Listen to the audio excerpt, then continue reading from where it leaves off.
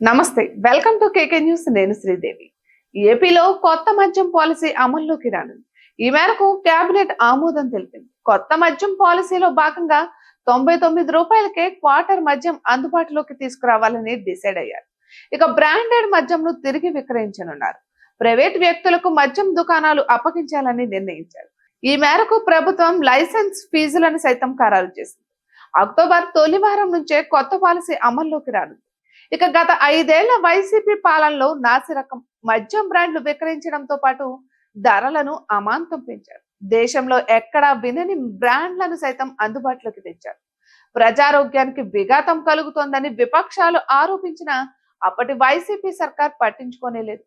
అందుకే తాము అధికారంలోకి వస్తే బ్రాండెడ్ మద్యాన్ని అందుబాటులోకి తేవడంతో పాటు తక్కువ ధరకే అందిస్తామని చంద్రబాబు హామీ ఇచ్చారు. ఆ మేరకే నూతన మద్యం పాలసీని రూపొందించారు. దానికి కేబినెట్ సైతం ఆమోద ముద్ర వేసింది. ఇక మద్యం పాలసీ తయారీ విషయంలో ప్రభుత్వం కేబినెట్ సబ్ కమిటీని ఏర్పాటు చేసింది.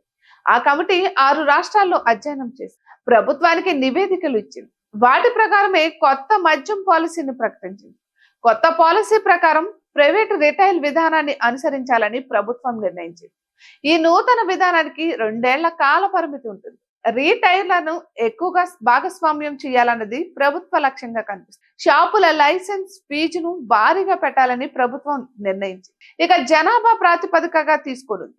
కనీసం 50 లక్షల నుంచి 85 లక్షల వరకు ఫీజులు పెట్టనుంది. ఇక ఎలైట్ షాపుల లైసెన్స్ ఫీజును ₹1 కోటి నిర్ణయించినట్లుగా తెలుస్తోంది. వీటి కాల పరిమితి 5 ఏళ్లు ఉంటుంది. ఏటా 10% లైసెన్స్ ఫీజు పెంచుతూ వస్తారు. షాపుల దరఖాస్తు రుసుము 2 లక్షలు. ఒక వ్యక్తి ఎన్ని షాపులకైనా దరఖాస్తు చేసుకోవచ్చు. అలాగే ప్రతి మద్యం కంపెనీ కనీసం ఒక బ్రాండ్ ను తక్కువ ధరతో అందుబాటులోకి తేవాలని ప్రభుత్వం మరో నిబంధన పెట్టనున్నట్లు తెలుస్తోంది. ఇటువంటి మరెన్నో వీడియోస్ కోసం కేకే న్యూస్ తెలుగు ఛానల్ ని సబ్స్క్రైబ్ చేసుకోండి.